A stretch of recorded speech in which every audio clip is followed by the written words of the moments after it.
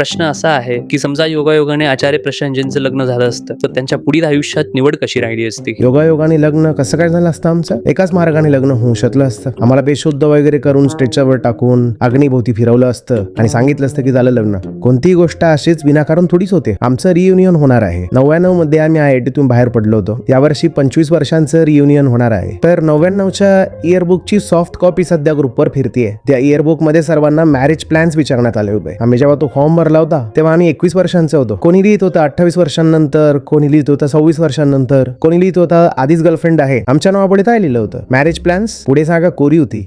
इथं नाही असं देखील लिहिलं नव्हतं.